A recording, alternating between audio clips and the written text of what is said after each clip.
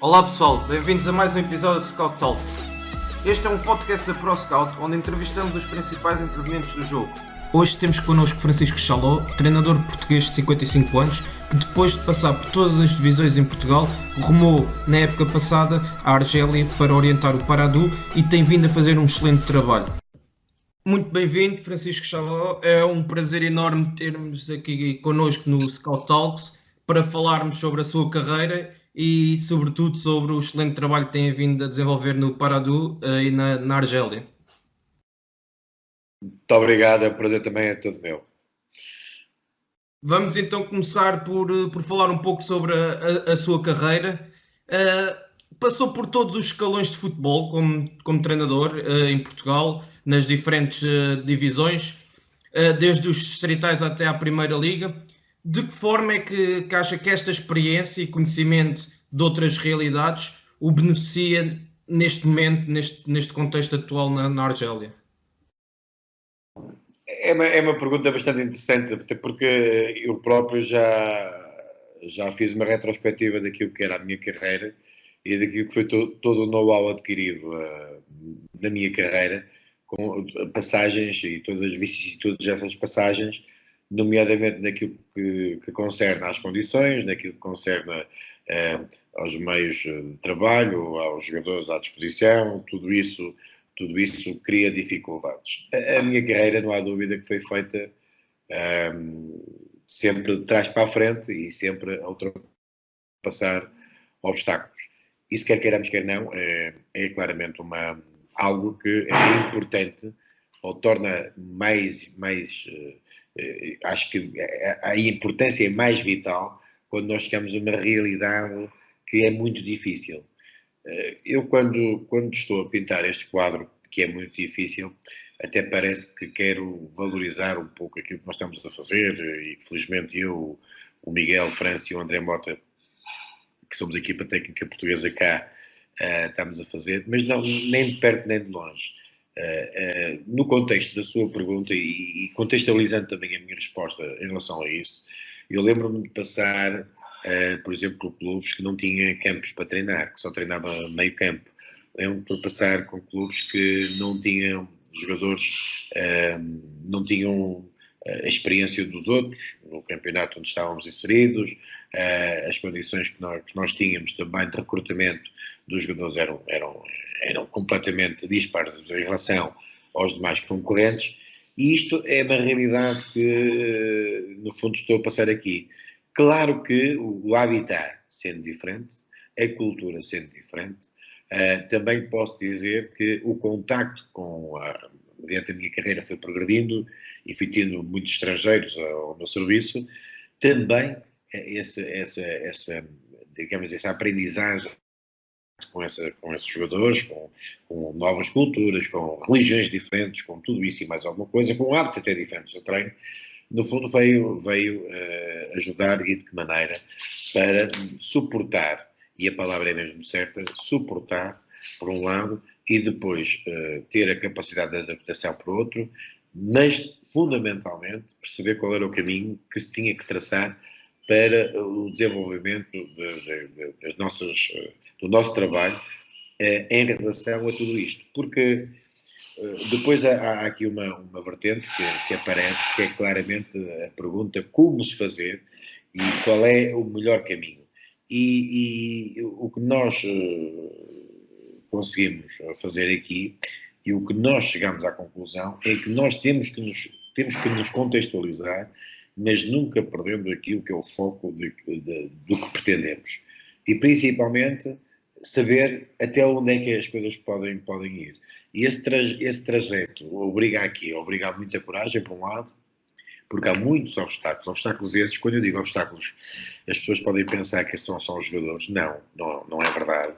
É tudo o que está à volta do jogador, tudo o que é o ambiente, tudo o que é toda a estrutura técnica, todo o staff que nos envolve, tem hábitos completamente diferentes. E esses hábitos, nomeadamente, são barreiras na fase inicial, principalmente, conforme nós tivemos no ano passado, que vamos ter também este ano, porque a realidade também é diferente, mas aí já lá vamos.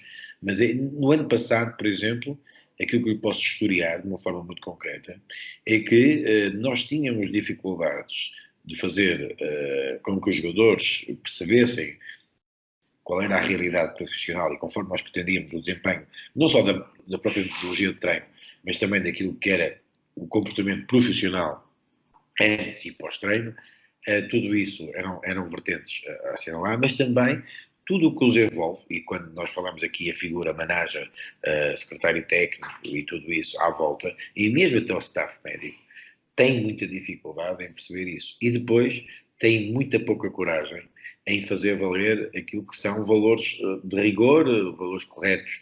Há muita dificuldade nesse capítulo. E também nessa matéria foi muito difícil, e é muito difícil, mas na verdade tudo aquilo que foi o meu percurso até aqui, habituado a passar dificuldades, habituado acima de tudo a fazer do nada qualquer coisa, que foi sempre um pouco isso que foi a minha sina, tentando sempre construir equipas, tentando sempre construir jogadores, desenvolver jogadores, tudo isso foi na verdade algo importante para, quiçá ter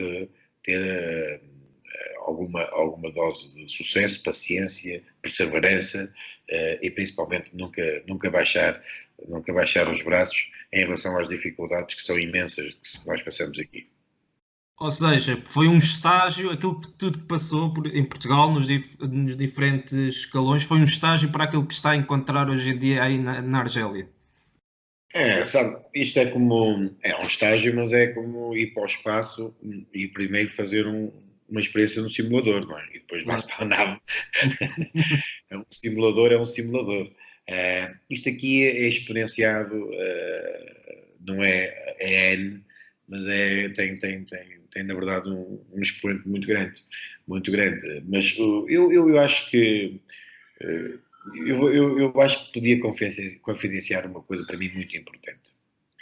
Eu quando eu era mais jovem, e digo mais jovem de propósito, porque eu acho que não há idade, mas nós com a idade temos, quando era mais jovem, voltando àquilo que eu queria transmitir, a palavra experiência tem um sinónimo um bocado diferente. Quando as pessoas têm pouca idade, a palavra experiência, quem tem pouca idade diz a experiência é só para justificar qualquer coisa, que tem mais sabedoria. Quando nós temos alguma idade, a experiência, dizemos, nós somos experientes. Mas para mim a experiência nem tem idade. A experiência tem uma coisa que é muito importante, que é o passar pelas coisas. O passar pelas coisas é que nos faz crescer. E o passar pelas coisas é que nos faz ter experiência. E embora sendo experiências iguais, nomeadamente a própria causa pode ser igual, a consequência pode ser igual, mas a forma, tudo isso é diferente. Todos os casos são diferentes. Mas o que eu quero dizer com isto é que a parte vivenciada, muitas das vezes, em muitas situações, e para isso é preciso passar, não há nenhum livro.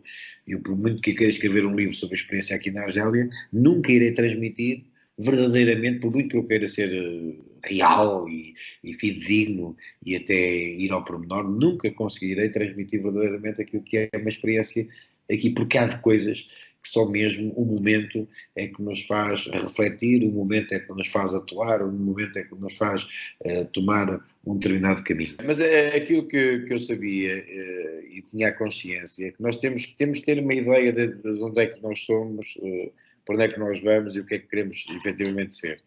E todo esse trajeto, toda essa reflexão também, sabendo que o meu trajeto como treinador e a minha carreira não tem sido fácil, a verdade é que prepara-nos isso também nos prepara.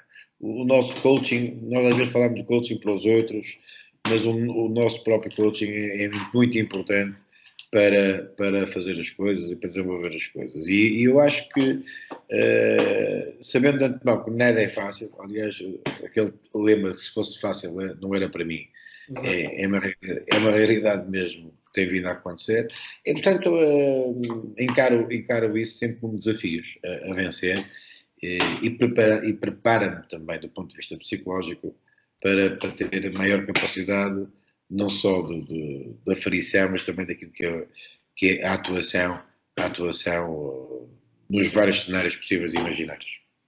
Muito bem. E antes de rumarmos à Argélia, falar um pouco sobre a experiência e os bons trabalhos que teve na segunda Liga. Teve excelentes trabalhos, mas depois Apenas contou com 4 jogos, salvo erro, na primeira divisão portuguesa.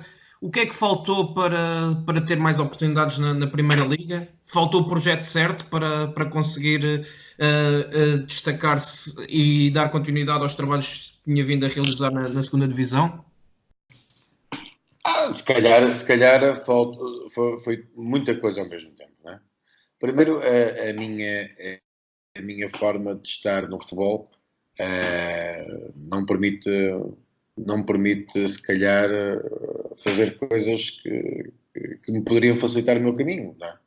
Mas não gosto disso, gosto de fazer o meu trabalho, de uma forma clara, de uma forma, principalmente com a preocupação dos clubes, mas a Primeira Liga, e eu ouvi a sua pergunta, a Primeira Liga para mim foi um estrondoso sucesso, apesar de ter 4 jogos lá no Naval. E digo-lhe porquê. Primeiro, eu saí da Naval com 2 pontos conquistados, tantos pontos como o Guimarães tinha, e foi à Champions League. Foi o parada para a Champions League, naquela altura. O Benfica, naquela altura, tinha 5 pontos, e nós 2 pontos. Saí da Naval com a equipa mais rematadora do campeonato. E saí da Naval, mesmo só estando lá 4 jogos, com o recrutamento de jogadores que permitiram o maior encaixe financeiro da história da Naval. Diego Ângelo, Marcelinho, tudo e mais alguma coisa foram jogadores que foram potenciados e foram descobertos por mim. E, portanto, a questão da Naval, e para ser direto, a questão da Naval foi tão fácil ou inesperado eu ir para a Naval, como também foi tão fácil e inesperado eu sair da Naval, mas isso tinha a ver com o próprio cariz do presidente. Em relação às outras oportunidades, nunca tentei atropelar ninguém, sempre fui independente naquilo que eram as escolhas que eu tinha feito. É verdade que todos os meus contratos foram feitos sempre por presidentes, os presidentes é que me contactaram. É verdade também que a maior parte da entrada nos clubes foi sempre feita pela porta dos cuidados intensivos nos clubes, ou seja, os clubes estavam completamente à deriva, ou para o aspecto financeiro, ou para o aspecto classificativo, ou por isto ou por aquilo, estavam completamente à deriva e felizmente aquilo que eu fui fazendo, dentro das minhas possibilidades, foi reerguer, tanto desportiva como financeiramente, os clubes. E foi sendo isso o meu trajeto. E quando eu digo reerguer, foi em quase todas as equipas para onde eu passei, e isso é uma prova inequívoca daquilo que tenho vindo a fazer. Todas as equipas que eu nunca fui para uma equipa que estava em primeiro lugar e passou a ser segundo. Portanto, deixei sempre as equipas melhores do que estavam. E para isso foi preciso trabalhar muito, foi preciso estar sempre, como é o meu panágio, estar com toda a paixão no trabalho, potenciar os ativos, a ter uma visão também e uma gestão desportiva daquilo que é as necessidades dos próprios clubes, ter uma entrega total àquilo que são os projetos, e às vezes isso até me faz esquecer aquilo que é o meu marketing de trabalho. Não sou daqueles que digo que não queria treinar a Primeira Liga, não, bem pelo contrário, queria e hei de treinar, penso eu, e hei de treinar a Primeira Liga novamente em Portugal, mas também não sou daqueles que sou vítima ou que ando aqui a chorar devido. Tenho feito o meu percurso, felizmente com alguma dificuldade. Também é verdade que entrar na Primeira Liga por entrar não me parece que seja indicado para mim, mas um dia há de chegar essa oportunidade. Agora tenho feito trabalhos tão bons ou melhores que muitos outros, isso também é verdade, e felizmente por onde eu tenho passado as pessoas falam do meu trabalho. E também, como eu costumo dizer, eu costumo enganar trabalhando, porque eu faço sempre contratos de um ano, e ao fim do ano, mesmo aqui no Paradu, só fiz contrato de um ano, por minha escolha, não quis fazer 2 anos, e no entanto, ao fim do trabalho do primeiro ano, as pessoas falam para renovar, e portanto as coisas têm sido assim, mas infelizmente também posso confessar abertamente que acho que pelo trajeto, por aquilo que tenho vindo a fazer, acho que provavelmente teria que ter outras possibilidades. Embora também reconheço porque é que eu não as tenho, não é? Porque é que não as tenho. Muito bem. Não, e de facto, por onde passa, deixa a sua marca de forma positiva, juntamente com a sua equipa técnica. E por falar nisso, o excelente trabalho que fizeram o ano passado no Paradu, o telefone tocou para receber alguma proposta de Portugal, depois do campeonato que fizeram na Não, Argélia. não, não. Curiosamente, o ano que eu tive mais convites foi este ano. E quando digo todo, muitos convites mesmo, muitos convites. De toda a parte do mundo, não direi, mas de muitos países. De Portugal, não. A única coisa que eu tive foi uma sondagem de um clube, mas não era interessante. Mas de Portugal não tive qualquer tipo de contacto. Muito bem. E como é que surgiu o convite do Paradu que, que aconteceu o ano passado e que foi a primeira oportunidade que teve para ter uma primeira experiência no estrangeiro e logo na Argélia? Como é que surgiu este convite? Não foi a primeira oportunidade que eu tive para trabalhar no estrangeiro. Isso também é preciso dizer. Já tive outras oportunidades para trabalhar no estrangeiro. Eu é que não concordei ou não achei que fosse a proposta certa. Uhum. Foi muito fácil. Eu tinha contrato com o Leixões, portanto eu ia estar a época. Aliás, desenvolvi o meu trabalho lá para começar a época. Mas houve um contacto a dada altura do Paradouro e por parte do presidente do Paradouro. E esse contacto, eu disse não a primeira vez, disse não a segunda, disse não a terceira, disse não a quarta, disse não a quinta, e até que pai à sexta vez achei que tinha que aceitar, mediante aquilo que era tudo o que representava, a primeira saída, o meu primeiro trabalho de fora, tudo aquilo que me foi apresentado, e portanto acho que chegou a altura de dizer é agora.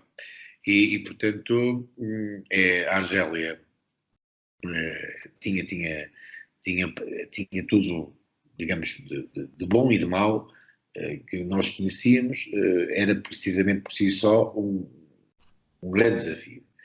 Depois, para o clube para onde eu vinha, também era um grande desafio, porque era um clube que era o segundo ano na Primeira Liga, tinha estado no ano anterior, tinha feito, portanto, meio da tabela, mas com uma filosofia de clube muito difícil, que não tem muito recrutamento, mas ainda por cima, isso eu sabia, tinha perdido 4 ou 5 jogadores, tinham sido vendidos 4 ou 5 jogadores emprestados, e portanto a equipa que tem uma filosofia muito própria, são os jogadores da academia que se formam aqui, portanto aqui a ideia é gastar pouco dinheiro nos jogadores e ganhar depois muito dinheiro com os jogadores mais à frente. E portanto isto não era fácil, mas achámos que era o momento certo, e ainda bem que eu fiz. Exatamente. Ainda bem que eu fiz, foi muito difícil, mas ainda bem que eu fiz. Muito bem. E também disse, pouco tempo depois de ir para a Argélia, que teve de estudar o campeonato e a realidade que iria encontrar. Pode-nos falar um pouco como é que decorreu esse processo de estudo, de aprendizagem e o que é que mais o surpreendeu nesta fase em que teve a estudar o contexto do campeonato e do clube e tudo à volta para depois, quando chegasse à Argélia, estar melhor adaptado a essa realidade? Bem, a primeira coisa foi estudar, ver muitos jogos do Campeonato Brasileiro, não é? Uhum. E ao ver muitos jogos do Campeonato Brasileiro, percebi logo que nós tínhamos aqui uma dificuldade extraordinária. Nós estávamos num clube, no único clube da Argélia que não tem adeptos. Por exemplo, estou-lhe a dar um exemplo. Ainda ontem jogamos com o Melodia em nossa casa. Perdemos 2-1. Tínhamos 12 mil pessoas do Melodia e 300 pessoas do Paradu. Em nossa casa. Portanto, porque esta é a realidade do Paradu. Estive a ver isto, estive a analisar tudo no campeonato. O que é que eu analisei? Obviamente, quando eu analisei várias coisas. A organização das equipas, aquilo que as equipas tinham. Estamos aqui a falar de uma realidade, só para as pessoas perceberem. Aqui na Argélia, aqui na Argélia não há burguesia no futebol. Ou há os muito ricos mesmo, ou há os pouco ricos aos pobres. Mas os que são muito ricos são mesmo muito ricos, gastam muito dinheiro mesmo, gastam mesmo muito dinheiro. Os jogadores individualmente eles têm capacidade para jogar. Mas também foi facilmente detectado que havia uma falta de organização naquilo que era o jogo. Faziam muito daquilo que é a força, que influencia também a arbitragem. É evidente que uma equipa que tem 11 milhões de seguidores, como é o caso do Blue tem uma força sobre a arbitragem também incrível, e aqui nesse particular também é um bocado difícil. Vi também que os terrenos, os campos, são de certa forma sintéticos, a maior parte deles, e os relevados naturais há 3 ou 4, mas todos eles muito de qualidade muito, muito duvidosa. A questão que estava aqui, que abriu uma janela de oportunidade, muito honestamente, foi reparar naquilo que era o comportamento das épocas. Havia equipas que começavam muito bem a época e terminavam muito mal a época. Havia equipas que começavam mal a época, mas ali a meio, lá começavam a jogar. E havia equipas que tinham uma desorganização de jogo muito grande. Ao ponto da primeira, mais ou menos quando eu estive cá, estava cá uma semana, e o meu presidente me perguntou, então o que é que tu achas da equipa? E eu disse, a nossa equipa não é forte. E ele, não, mas tu estás otimista? Estou. Então porquê? Eu disse, não é para a nossa equipa ser forte, é pela desorganização dos outros. Ou seja, mesmo as outras equipas que têm bons jogadores não são organizadas. Não têm plano estratégico, não têm taticamente, não são ricas. Sim. E isso foi a primeira observação que nós fizemos. Depois, verdadeiramente, mediante aquilo que é a filosofia do clube, este clube forma jogadores, desde os 12, 13 anos, vai formando os jogadores. Os jogadores esses estão nessa academia, longe dos pais, longe da família, ficam ali. Esta academia vai ganhando alguns campeonatos, nomeadamente nas expressas, nos escalões mais jovens, precisamente por isso, porque é a única que é mais organizada. É evidente que os jogadores depois, quando chegam aos séniores, o campeonato dos séniores é completamente diferente, não tem nada a ver, os jogadores têm muita dificuldade, claro que têm, mas basta só às vezes ter um bocadinho de organização. Mas o problema disto tudo, que uma das coisas que mais me chamou a atenção, foi que há aqui jogadores muito fortes do ponto de vista físico, há aqui jogadores muito fortes do ponto de vista técnico, há jogadores que podem jogar em qualquer parte, mas a verdade é que também têm uma higiene de vida diferente, não têm aqueles preparativos todos. Depois, muitas das equipas estão superiores ao Paradou, por exemplo, no caso concreto, porque têm mais dinheiro, e esse mais dinheiro envolve muita coisa, não é? Mais dinheiro tem mais dinheiro e envolve muita coisa. E então, por onde é que nós começamos? E aí tivemos muita coragem. Foi não nos precipitarmos, fomos formatando os jogadores, sabendo que o campeonato, a fase de retorno que nós dizem, a segunda volta, é uma fase muito complicada. Teríamos que também preparar os jogadores para aquilo que era a nossa metodologia de treino, preparar os jogadores para aquilo que era a nossa dimensão, ou que queríamos dar como dimensão tática também à equipa, que obviamente não está dissociada daquilo que é a preparação física e toda a condição física para o jogador desenvolver um determinado modelo de jogo. Isso tudo foi sendo feito com alguma paciência e principalmente com alguma coragem. E quando digo coragem, foi que nós tomamos riscos daquilo que é a visão resultadista das coisas, tomamos riscos, mas tomamos riscos conscientes para depois chegarmos a um patamar que não digo de excelência, porque não há nenhuma equipa de excelência, mas que não há dúvida foi reconhecido por toda a gente, com um futebol de tic-tac, um futebol de grande capacidade de desdobramento, ofensivo e defensivo, uma grande capacidade de pressing, com um controle de bola extraordinário, com posse de bola, com situações de golo. Portanto, um futebol, se quisermos, atrativo. Um futebol que dá gosto aos outros verem e também deu gosto à nossa equipa técnica verificar essa realidade, mas também verificar aquilo que nós passamos para chegar a essa realidade. Não é? Claro. Foram várias etapas que fomos queimando e várias barreiras que fomos ultrapassando para chegar àquilo que nós pretendíamos. Muito bem. Já falámos aqui da questão de como é que se adaptaram à nova realidade, tanto social como desportiva. E falando. Já agora abre um parênteses. Atenção, que nós adaptamos, não nos habituamos, não é? Que é uma coisa diferente. Exatamente, Porque adaptar. é impossível habituarmos a isto. Em relação ao clube, também já referiu que tem um grande foco na formação, um projeto de formação que consiste em formar os jogadores na sua academia para depois jogarem no plantel principal, daí também a média de idades rondar os 20 anos, mas isto também traz dificuldades na forma como depois vocês têm que lidar com um plantel tão jovem. Que tipo de dificuldades é que encontraram? Mas, por outro lado, também existem vantagens, como a questão da irreverência, o atrevimento, a própria coragem dos jogadores em colocar em prática aquilo que aprendem e a própria sede de aprender, por serem mais jovens e predispostos a aprenderem. Como é que olham para esta questão de ter um plantel assim tão jovem? Sabe que ser jovem na Argélia não é a mesma coisa que ser jovem na Europa. O jovem da Argélia não tem aquela ideia que o meu amigo está a falar. Não tem aquela ideia da irreverência, nada disso. Aqui há, com todo o respeito pelos franceses, mas por alguma cultura francesa que no fundo esteve cá, como sabe, esta revolução, a história dos países também faz parte daquilo que é o conhecimento do futebol, porque a personalidade muitas das vezes no campo tem muito a ver com aquilo que é a personalidade da própria sociedade. Aqui o jovem muito facilmente pensa que é o rei.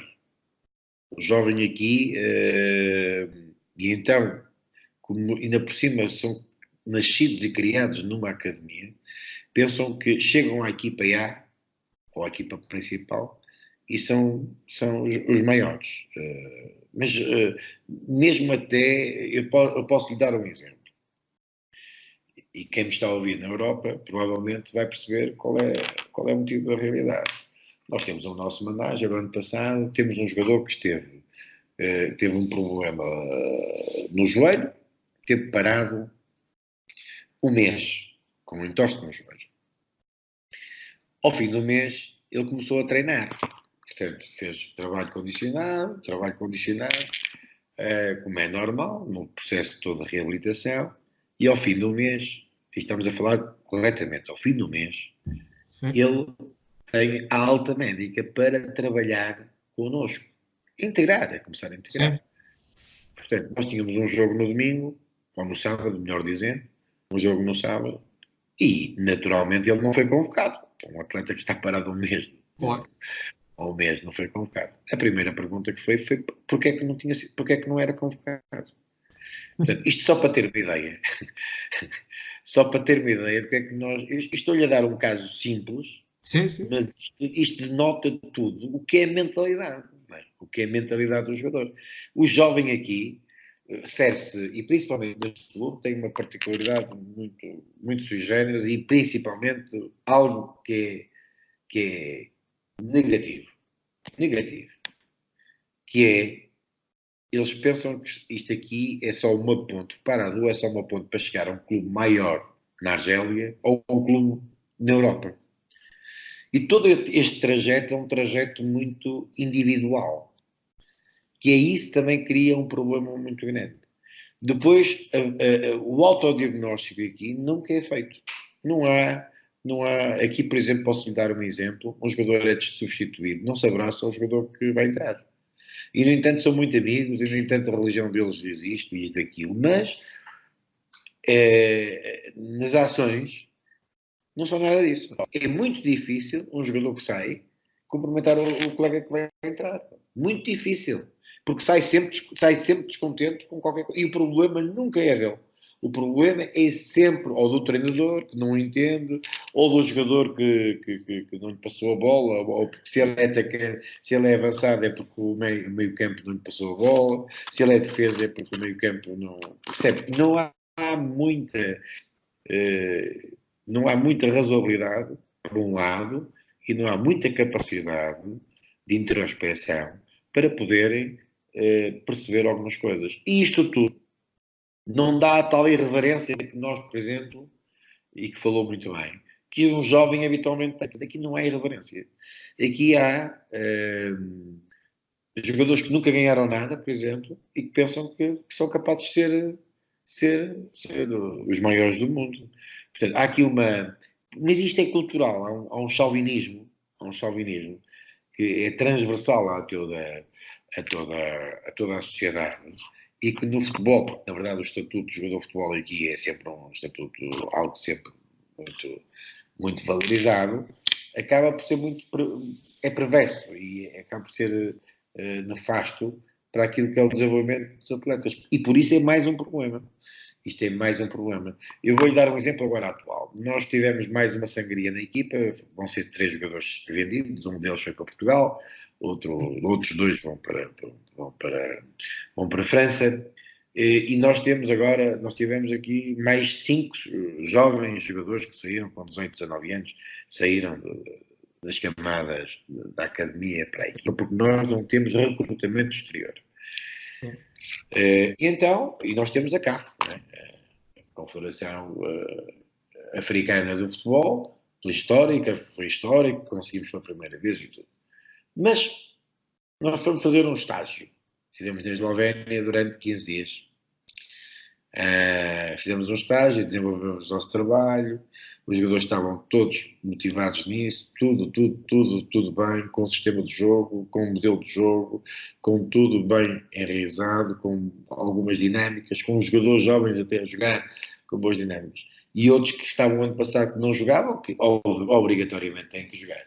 A verdade é que quando chegam cá à Argélia, fizemos o jogo da CAF, fizemos um grande jogo, demos 3-0 a uma equipa da Guiné e fizemos um bom jogo, não foi só ganhar, foi fazer um bom jogo. A verdade é que os jogadores depois começam a mudar completamente o chip e então começam a ser individualistas. E, por exemplo, ontem nós perdemos com o Meridian e antes de eles marcarem o segundo gol, nós temos dois contra o guarda-redes.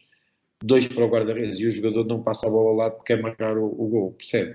Portanto, isto tudo tem a ver com, não é uma irreverência, conforme eu estou a dizer, conforme disse muito bem, que é a irreverência pressupõe humildade, a irreverência pressupõe medo de falhar, não, eles têm uma irreverência para o lado daquilo que é a sua carreira e a sua valorização individual.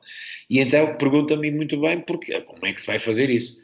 Com muita luta e com muita assertividade e principalmente com uma conduta muito, muito rigorosa. E é por isso que alguns de repente ficam 2, 3 jogos sem ser convocados.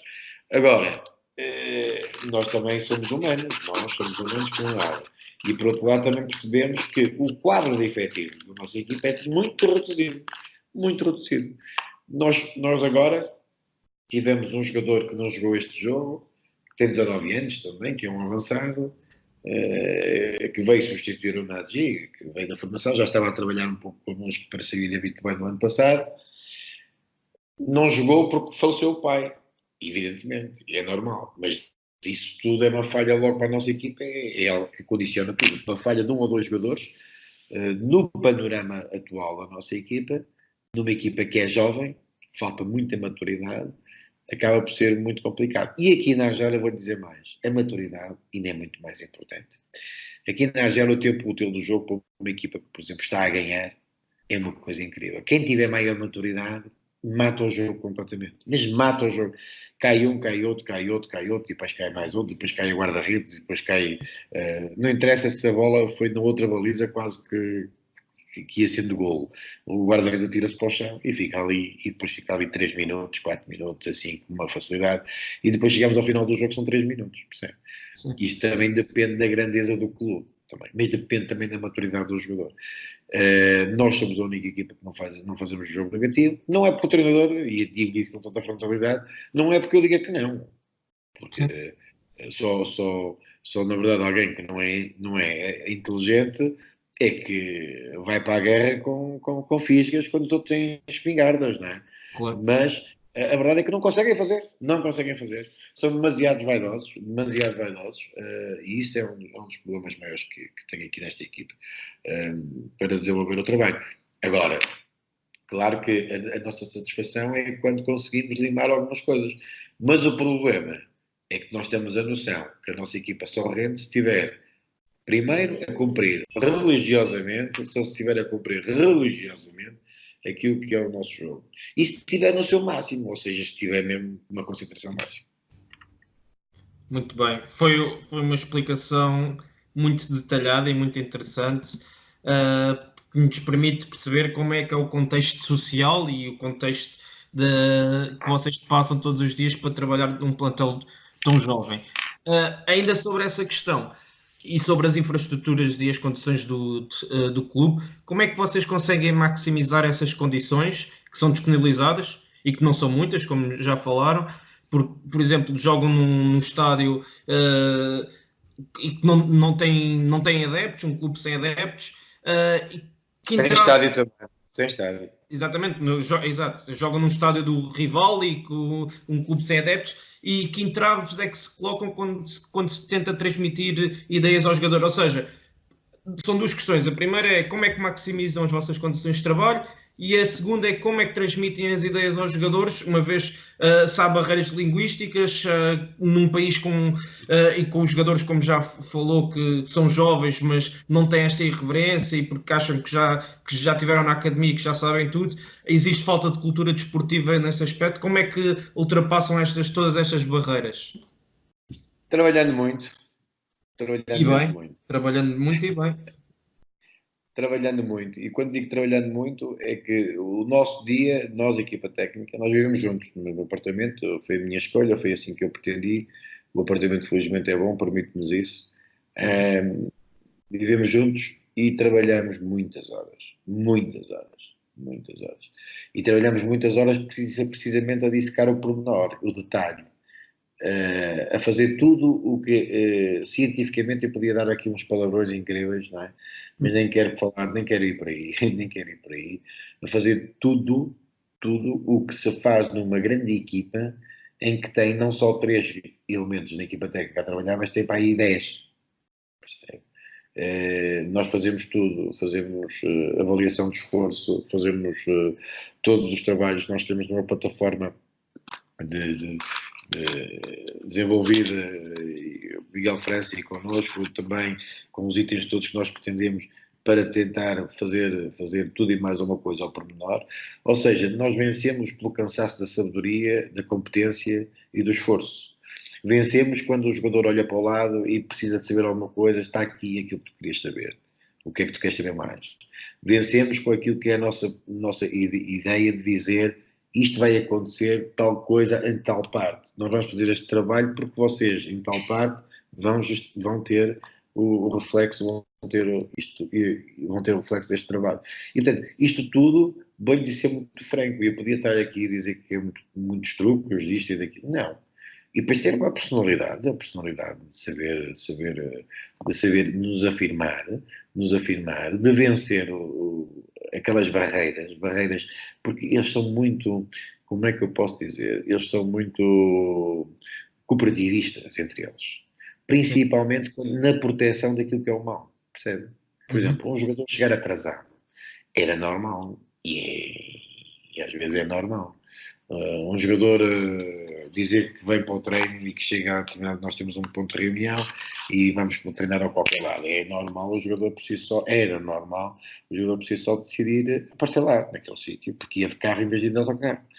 Portanto, isto tudo com a conivência e das outras pessoas, porque alguns deles, que há 3 ou 4 que fazem, como eles dizem, que fazem parte do quadro, que são os jogadores que são os mais velhos, que têm 26 ou 27 anos, em que é permitido não ser exemplo e é-lhes permitido fazerem aquilo que pretendiam. E como é que nós fazemos isso?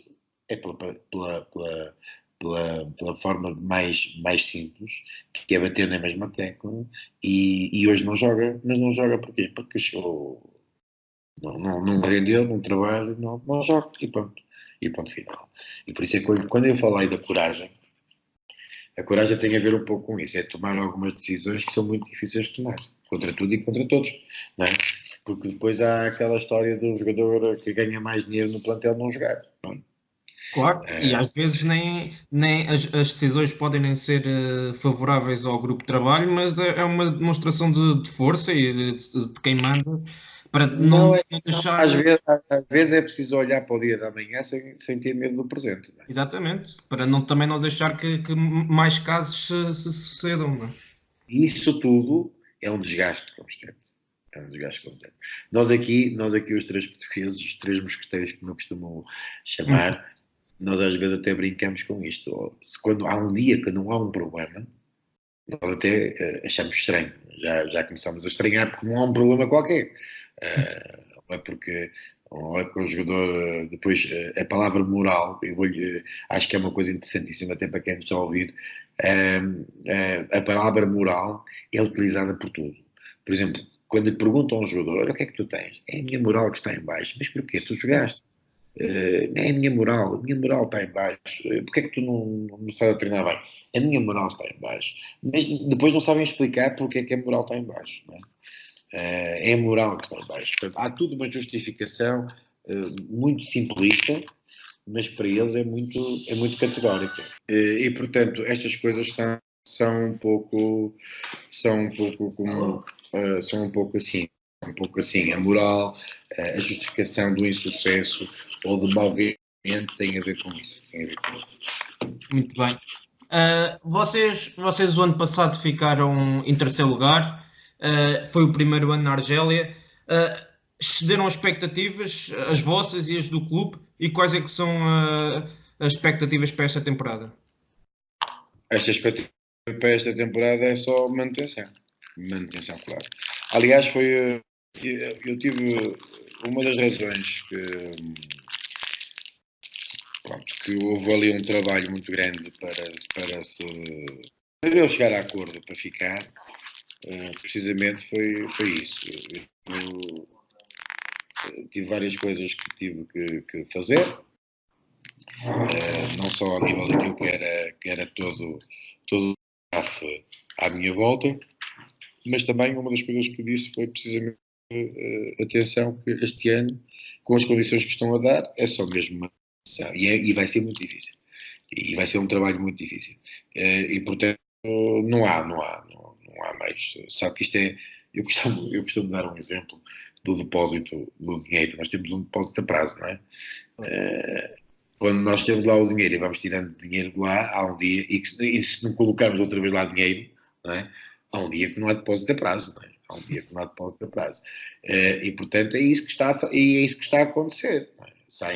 Saem 3 jogadores, todos eles com capacidade de experiência e tudo. Não há recrutamento. Todos os jogadores que entraram são jogadores para serem feitos, e alguns deles nem a fazer. Não é?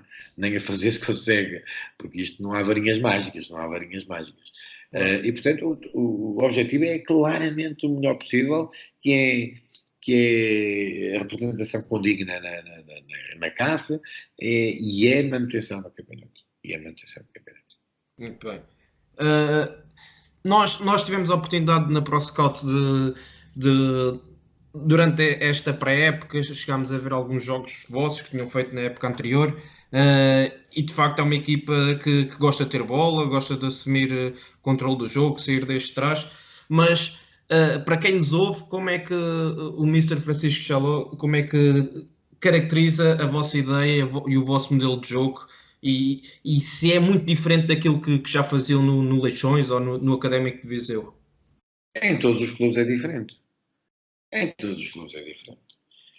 Eu só admito um treinador ou dois ou três dizerem que o meu modelo de jogo é este, e é este e este. Eu não partilho dessa ideia. E quando digo com um ou dois ou três jogadores, são aqueles treinadores que estão nos clubes que dizem assim, eu quero este, e então, tudo bem. Agora, qualquer treinador, a única coisa que tem que perceber é quais são os jogadores que têm ao seu dispor. E então, por aí, escolhe o modelo do jogo. Eu, por exemplo, aqui no Parado, que é aqui que, no fundo, interessa-me falar, é o seguinte. Eu tenho jogadores relativamente bons tecnicamente. Não são jogadores rápidos ou incisivos ou fortes fisicamente, nem sequer a questão do cruzamento é zero. Não vale a pena fazer cruzamentos para a área. Nós não temos jogadores que façam. Eu estou-lhe a pintar mais ou menos as características dos jogadores para perceber. Claro. Qualquer um, mesmo mais leigo da matéria, vai chegar à conclusão. Se nós não temos gente possante na área, Se nós para marcarmos uma bola parada, um gol de bola parada, temos uma percentagem de 0,09% para aí de eficácia. Porque não conseguimos, não conseguimos. Nós temos em média, nos cantos, em média de 7, 8, 9, 10, 12 cantos por jogo, não conseguimos marcar nenhum gol. E, portanto, porque não temos essa capacidade de bola parada, não temos nada. Não temos jogadores que sejam muito fortes fisicamente, bem pelo contrário. Nossa média de alturas é da mais baixa do campeonato. Obviamente tem que ser um jogo de posse, tem que ser um jogo de desgaste, de basculação com bola, de procurar a desorganização do adversário através daquilo que é a circulação dinâmica, daquilo que é o deslocamento dinâmico, daquilo que são deslocamentos de rotura, deslocamentos transversais, deslocamentos setoriais, tudo isso, jogar por dentro, jogar por fora, só em situações muito específicas e principalmente quando há uma superioridade muito grande na área, tudo isso são coisas que condicionam o modelo de jogo. Portanto, eu quando lhe digo, é evidente, o Bruno Lage, ou seja, Conceição, ou seja quem for, ou se quiser o Guardiola, pode perfeitamente, vai buscar os jogadores para o seu modelo de jogo, para aquilo que eu quero. Não é? Eu gosto deste modelo, por exemplo, que estou no Parador, eu gosto do tic-tac, eu gosto disto, porque tenho alguns jogadores para isso. Agora, precisava, mesmo tendo o tic-tac, precisava também de ter algo diferente, não é? Algo que me pudesse ter alguma presença de área diferente. Também gostava de ter isso. Mas eu gosto deste modelo de jogo, gosto do modelo de posse. Eu gosto do modelo de posse. Agora, não sou maluco, não o faço quando não tenho jogadores para isso. Não é? O que é que me adianta fazer noutras equipas que eu já treinei antes, às vezes, e eu tenho que olhar, não é para aquilo que. Eu nunca. Eu vou-lhe responder de outra maneira. Eu não estou preocupado muito com a imagem ou com o rótulo que me deram. Eu estou preocupado sempre com aquilo que é a otimização dos recursos que eu tenho na minha equipa. Certo? A mim não me interessa, e para já eu não gosto daquilo que é a posse de bola que não tem fundamento nenhum. Não me adianta nada a trocar 5 vezes, 6 vezes a bola cá no meio campo defensivo para depois o processo de ataque é um pontapé depois de uns centrais longo para a frente. Isto às vezes confundem o que é posse de bola. Para mim, posse de bola, se quiser, é em todo o campo. É aquilo que é feito em todo o campo. É aquilo que vai ganhando etapas, mas de uma forma articulada, de uma forma mesmo dinâmica. Isso para mim é uma posse de bola. Agora aquela história de trocar cá atrás e depois estica na frente, para mim não é.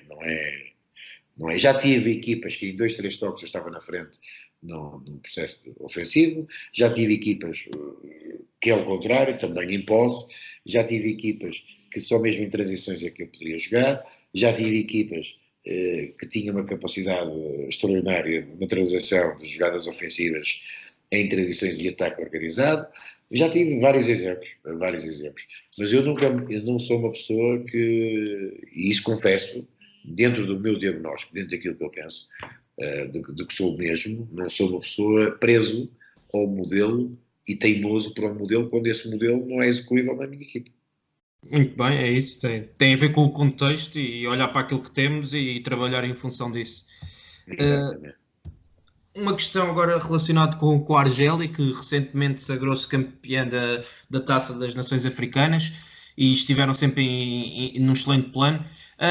Acredita que o futebol argelino devia ser olhado com mais atenção e que há qualidade para ser aproveitada, e se sente que após este título as atenções vão ser cada vez maiores para o futebol argelino?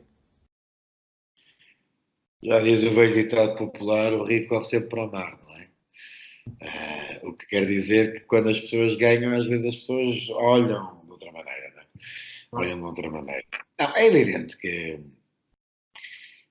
é preciso dizer uma coisa. No CAN,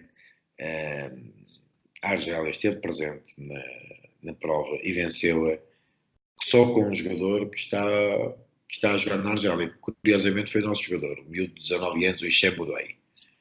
Já íamos falar disso. Não jogou, ou seja, apareceu também, fez um jogo titular e outro que entrou. O resto, todos os outros jogadores jogam na Europa, não é? Jogam na Europa. Portanto, isto só para termos uma ideia. Agora, eu acho que a Argélia não foge muito de tudo o resto. Há bons jogadores cá, se forem bem aproveitados, há bons jogadores cá. Quem estiver cá na Argélia e que não estiver a trabalhar, por exemplo, com um treinador, como é o nosso caso, quando sai daqui vai ter dificuldades, vai ter maiores dificuldades. Por exemplo, os nossos jogadores, aqueles que no fundo jogam connosco, e que no fundo jogam connosco, que são provavelmente aqueles que vão ter mais possibilidades de poder sair, não treinam, só não digo que só não treinam da mesma forma que treinam na Europa, porque nós não temos 22 jogadores com a qualidade que na Europa, por exemplo, há. Só esse particular. E isso por si só já é um input muito importante. Agora, há qualidade cá, há qualidade, e atenção, o futebol aqui não é para meninos. Né? Aqui não é para meninos. É de certa forma bastante agressivo, tem algumas de agressividade, tem problemas de agressividade, mas eu acho que todos os países têm sempre coisas boas. E acho que a Argélia, eu, por exemplo, se me perguntar, se calhar eu vou responder de outra maneira. Eu, se fosse scouting, eu se trabalhasse scouting, ou se tivesse scouting, se calhar andava, vinha à Argélia também, para ver. Vinha à Argélia para ver, porque há jogadores interessantes. E o campeonato não é nada fácil. Nada fácil. Muito bem. Falando do scouting e dos jogadores interessantes, que eram as duas próximas perguntas, falou do Aï, que foi um dos jogadores do Paradou que estava presente na CAN, e do Naich, que foi o melhor marcador do campeonato, argelino, que foi contratado recentemente pelo Gil Vicente. Isto demonstra, ao fim e ao cabo, a forma, o vosso trabalho também, a forma como potenciaram e valorizaram estes jogadores, mas também demonstra que existe qualidade no Paradou. Quer avançar com alguns nomes que podemos ter em atenção nesta próxima temporada e que acredita que podem vir a dar o salto para a Europa? Eu esta temporada não vai ser muito fácil. Não vai ser muito fácil. Agora, tenho outros jogadores que já estavam connosco o ano passado, um ou dois jogadores, e um subiu este ano, mas outro que já estava cá este ano que passou, que tem possibilidades de vir a fazer qualquer coisa. Um deles é o Tari, são dois médios, curiosamente, e o outro é o Kadri. Depois tem um avançado, que é o Kader, que também tem 19 anos, tem tido alguns problemas também do ponto de vista familiar, nomeadamente culminou agora com a morte do pai. O pai teve uma doença prolongada, faleceu. Também é um jogador interessante, porque tem um perfil que é capaz de ser interessante. Mas, como lhe digo, também já estava a trabalhar connosco ano passado. O único que não estava a trabalhar connosco ano passado, mas que nós já o tínhamos visto na academia e que achávamos que ia ser interessante, é este o Kadri. Portanto, dois médios, o Tari, que é um médio muito inteligente, o Kadri, que é um médio técnico, com boa capacidade de último passo, e um avançado que é muito móvel, muito agressivo, no bom sentido da palavra, não é alto, mas é agressivo. É ele que poderá, estes três são as peças que poderão ter lugar no futebol europeu. Já apontámos aqui os nomes e somos uma entidade, um projeto de scouting, e vamos seguir atentamente. Relativamente ao scouting e à estruturação da vossa equipa técnica, como é que vocês estão divididos? Que valor é que dão a esta componente do scouting e como é que vocês fazem o recrutamento dos melhores jogadores da academia? Como é que depois fazem a identificação e a seleção desses jogadores da academia para integrarem os trabalhos na equipa principal? Não somos nós que o fazemos, o recrutamento da academia. Não, digo da academia para a equipa principal. Isso aí tem a ver com a tal observação que vamos fazendo, não é? E depois tem a ver com alguns que nem escolhemos. Não temos hipótese de escolher, porque precisamos de jogadores, alguns vêm para completar o grupo. Porque não há, como devem imaginar, a academia pode até trabalhar muito bem, mas há alturas em que a fornada não dá para mais, não é? Claro. A fornada não dá para mais. E, portanto, por exemplo, vou-lhe dar um exemplo. Este ano, para subir por nossa indicação, só tinham subido 3. E quantos é que subiram? Subiram 6. 6 ou 7 até. Alguns já desceram, vão descer para as esperanças. Não tem hipótese. Sim. Portanto, não há aqui, não há como esconder a realidade. Portanto, nós não vamos também observando dentro do possível as esperanças, que é o patamar. Nós às vezes pomos os jogadores também a jogar lá, para ganhar ritmo de jogo, e portanto é por aí que nós fazemos as coisas. Não há, fazemos observação e depois temos que ter jogadores para treinar, percebe? Depois temos que ter jogadores para treinar. O nosso, verdadeiramente, se quiser, a nossa época ano passado, e esta época ainda vai ser pior nesse aspecto, isto é fazer a época toda, a quantidade de jogos que nós temos, e temos a noção que só temos 13, 14 jogadores no máximo. Sim. E que ainda valoriza mais o excelente trabalho que estão a fazer, todas essas condicionantes, e conseguirem apresentar os resultados que apresentam. Mas também dá mais cabelos brancos. Ainda sobre a parte do scouting, como é que é a realidade do scouting aí na Argélia, daquilo que vai conhecendo, e que futuro é que prevê nesta área a nível mundial? Olha, o scouting, se falarmos a nível mundial, é assim, o scouting para mim é uma área que tem tudo para crescer e vai ser, para mim, do meu ponto de vista, das peças mais importantes do futebol. Um clube que se queira projetar tanto a nível nacional como a nível internacional e que tenha um treinador também sensível a isso, o departamento de scouting é das coisas mais importantes que possam existir. E é talvez, eu até diria mais, que é talvez o melhor investimento para o presente e para o futuro. E mais para o futuro. Uma equipa que seja bem organizada, não é só dizer que tem scouting, porque também o scouting é preciso... Claro. É preciso... Ser scouting não é fácil também, não é? Não é fácil. Mas um scouting, por exemplo, que tenha a percepção daquilo que o treinador pretende, que tenha a percepção daquilo que as necessidades que a equipa tem. Isso tudo é muito importante. E agora, aqui na Argélia não existe essa...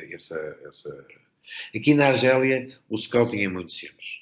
Eu vou-lhe dizer como é que isto funciona. Quem tem dinheiro compra ou pede emprestado. Como é o Paradou. O Paradou tem muitos jogadores emprestados das melhores equipas da Argélia, da Primeira Liga, mesmo quando estava na Segunda Liga. Portanto, o Paradou não tem hipótese nenhuma, porque a maior parte dos jogadores ganham em prémios noutro clube qualquer aquilo que não ganham em salários, não é? Sim.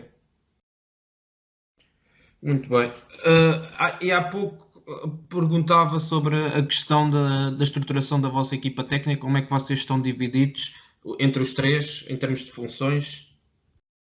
Nós temos uma ideia de treino muito comum, quase sempre àquilo que eu acho que deve ser o treino. Claro que há o chamado pré-treino, que tem alguma coisa diferenciada, onde o Miguel França como eu digo, é o homem do corpo, não é? É o homem do corpo e de modular o corpo. Nós dividimos os treinos como o pré-treino, treino e pós-treino, não é? E portanto, no pré-treino, que não abdicamos disso, fazemos isso de uma forma individualizada. Tudo o resto, trabalhamos de uma forma integrada. É evidente que há coisas analíticas que têm que ser feitas, mas trabalhamos de uma forma integrada e que no fundo acaba por ser tudo em conjunto. O André Mota como também colaborador das duas partes e nós funcionamos um pouco assim. Muito bem. Uma última pergunta, porque já vamos longos, mas e com muito gosto, estaríamos aqui muito mais tempo a falar sobre aquilo que nos move, aquilo que realmente interessa, que é a paixão pelo jogo e o jogo em si. Quais é que são as suas expectativas em termos individuais e de equipa técnica para o futuro? E já tinha dito também no início, mas o regresso a Portugal e a uma equipa da Primeira Liga é um objetivo real e se acredita que a curto prazo vai estar de volta ao primeiro escalão português. Nós trabalhamos sempre sem pensar muito naquilo que é o futuro, mas trabalhamos para o futuro. E trabalhar para o futuro, para nós, onde nós estamos, abraçamos o projeto de corpo e alma, não é? Estamos preocupados com aquilo que estamos a fazer, estamos muito preocupados também sempre com aquilo que representa o que fizemos, não é? E, portanto, claro que Portugal estará sempre no nosso horizonte, claramente. A Primeira Liga é evidente, não é uma questão de sonho, é uma questão de uma oportunidade mais que merecida, de nova oportunidade mais que merecida, será sempre nas nossas cogitações, é evidente. Mas teremos sempre. O futebol hoje é um mundo. O futebol hoje não é uma coisa confinada a uma nacionalidade. E, portanto, estamos com um projeto na nossa vida, da nossa carreira, que é ambiciosa. E, portanto, não vamos parar. Não vamos parar, vamos lutar por ela. Vamos lutar por ela, diante dos nossos condicionalismos. Claro que o facto de eu não ter empresário tem às vezes alguma dificuldade, isso é evidente, mas não tenho empresário. Tive este ano, curiosamente, foi um empresário que me trouxe para cá, mas que eu acabei por não renovar o contrato com ele, porque achei que não tinha zelado bem pelos interesses pelos meus próprios interesses. E portanto, nesse aspecto, agora estou perfeitamente à vontade. Mas a questão fundamental que eu lhe digo, e com toda a abertura, sem qualquer tipo de problema, queremos mais, queremos muito mais, queremos muito mais.